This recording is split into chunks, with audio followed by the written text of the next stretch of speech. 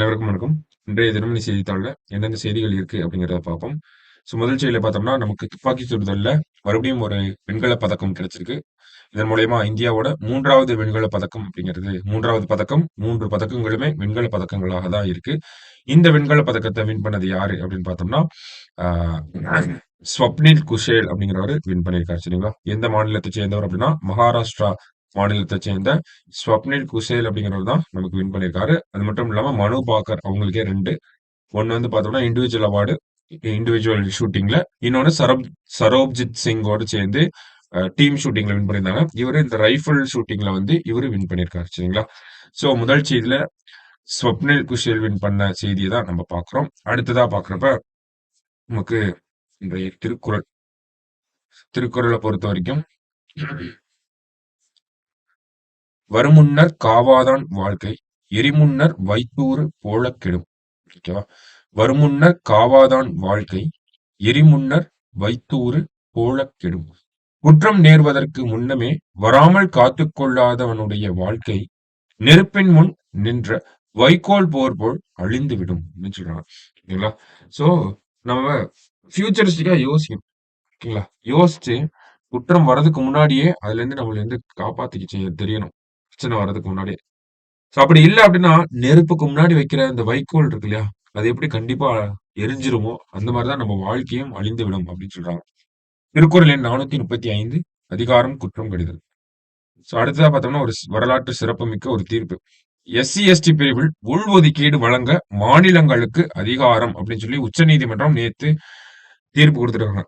என்ன ஒரு வழக்கு அப்படின்னு பார்த்தோம்னா, 2014ல உச்சநீதிமன்றத்தினுடைய 5 பேர் கொண்ட அமர்வு வந்து எஸ்சி, எஸ்டி பிரிவுகள்ல உள்ஒதுக்கீடு குடுக்கறதுக்கு மாநில அரசாங்கத்துக்கு உரிமை கிடையாது அப்படிங்கிறத சொல்லியிருந்தாங்க. அதுக்கப்புறமா ஆந்திர பிரதேச மாநிலம், பஞ்சாப் ஐ மீன் கேரளா மாநிலம், கேரளா இல்ல பஞ்சாப் மாநிலம் இவங்கெல்லாம் வந்து பார்த்தோம்னா, ஒரு சில வழக்குகள போட்டுட்டாங்க. எங்களுக்கு உரிமைகள் வேணும் அப்படின்னு சொல்லி. நாங்க பண்றது ஆர்டிகிள் 15, 16, 341 இதெல்லாம் வயலேட் பண்ணாம தான் இருக்கு. எங்களுக்கு உரிமைகள் வேணும் அப்படிங்கிறத சொல்லி ஒரு வழக்கு போட்டிருந்தாங்க. இந்த வழக்குல பார்த்தோம்னா 7 பேர் கொண்ட அமர்வு. கான்ஸ்டிடியூஷனல் பெஞ்ச்ன்னு சொல்லுவோம். ஓகேங்களா? 7 பெஞ்ச் ஜட்ஜஸ் வந்து இருந்திருந்தாங்க. அரசியலமைப்பு அமர்வு 7 பேர் கொண்ட நீதிபதிகள் கொண்ட அமர்வாக இருந்துச்சு. அந்த அமர்வு என்ன சொல்லியிருக்காங்கன்னா, பட்டியலின பழங்குடியின பிரிவினருக்கான இடஒதுக்கீட்டில் உள்ஒதுக்கீடு வழங்க மாநிலங்களுக்கு அதிகாரம் உள்ளது அப்படின்னு சொல்லி கொடுத்திருக்காங்க. இப்ப எஸ்சி, எஸ்டிக்குன்னு நம்ம தனியா ரிசர்வேஷன் வச்சிருக்கோம். அதுக்குள்ள ஒரு உள்ஒதுக்கீடு கொடுக்கறதுக்கு ஸ்டேட்ஸ்க்கு வந்து ரைட்ஸ் இருக்கு அப்படிங்கறத சொல்லியிருக்காங்க. கரெக்ட்டா? சோ தீர்ப்பு பொறுத்த வரைக்கும் பார்த்தோம்னா, எஸ்சி பிரிவில் இடம்பெற்றுள்ள பல்வேறு சமூகங்களின் சமூக பொருளாதார நிலை ஒரே மாதிரியாக இல்லாத நிலையில் எஸ்சி பிரிவுல இருக்காங்கன்னா எல்லாரும் ஒரே சமூக பொருளாதார நிலையில கிடையாது. ஒரு சில பேர் அதுலயும் பின்தங்கி இருக்கக்கூடிய சமூகங்கள் இருக்கதான் செய்யுது.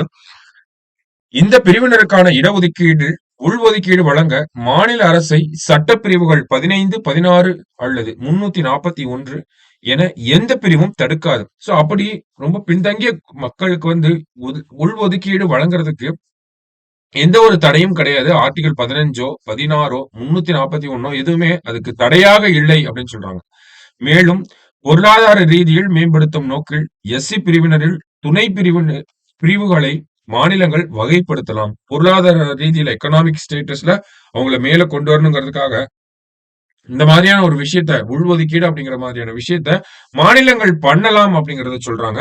சமூக ரீதியில் பன்முகத்தன்மை கொண்ட ஒரு சமூக பிரிவில் துணை பிரிவுகளை வகுக்க அரசமைப்பு சட்டப்பிரிவு 14 அனுமதி அளிக்கிறது அப்படின்னு சொல்றாங்க. சரிங்களா?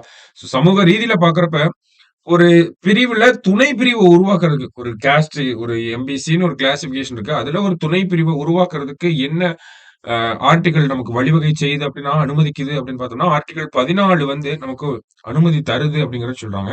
அதே நேரம் வேற என்ன சொல்றாங்க அப்படின்னா ஆர்டிகல் 16 4 கீழ் இந்த துணை வகைப்படுத்துதல் பிரிவினருக்கு சேவைகள் மற்றும் வேலை வாய்ப்புகளில் போதிய பிரதிநிதித்துவம் கிடைக்கவில்லை என்பதை அளவீடு செய்வதற்கான தரவுகளை மாநில அரசுகள் சேகரிப்பது அவசியம் அப்படின்னு சொல்றாங்க. ஓகேவா? இப்ப 3, 4 ஆர்டிகளை பார்த்துட்டோம். என்னன்னா மாநில அரசாங்கங்கள் உள்ஒதுக்கீடு கொடுக்கறதுக்கு ஆர்டிகல் 15, 16, 341ல 2ன்னு வரும். சரிங்களா? 341 இதெல்லாம் வந்து தடையாக இல்லை அப்படிங்கிறது ஒரு பாயிண்ட். ஓகேங்களா? ஆர்டிகல் 14 வந்து ஒரு பிரிவுல துணை பிரிவை உருவாக்குறதுக்கான வழிவகை செய்யுது அப்படிங்கிறது ஒரு பாயிண்ட். அடுத்ததா பார்த்தோம்னா ஆர்டிகல் 16ல 4 வந்து அதன்படி பப்ளிக் எம்ப்ளாய்மெண்ட் கரெக்டா? ஆர்டிகல் 16ல 4னா பப்ளிக் எம்ப்ளாய்மெண்ட்.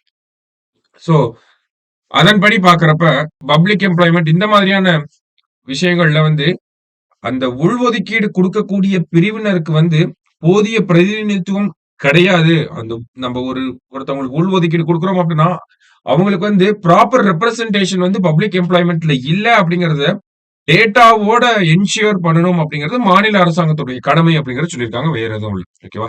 சோ இதுதான் இந்த தீர்ப்புல சொல்லியிருக்காங்க. தீர்ப்போட சாராம்சம் என்ன அப்படின்னு பார்த்தோம்னா, எஸ்சி, எஸ்டி பிரிவுல உள்ஒதுக்கீடு வழங்குறதுக்கு மாநிலங்களுக்கு அதிகாரம் உண்டு அப்படிங்கிறது தான் இந்த தீர்ப்பு. சரிங்களா? So இன்றைய முக்கிய செய்தி அப்படின்னா அதுதான். ஓகேவா? சோ அந்த ஒரு ஆர்டிகிள ஒரு தடவை படிச்சிருங்க. சோ மீண்டும் நாளை செய்தித்தாள் வாசிப்புல நம்ம சந்திக்கலாம். நன்றி.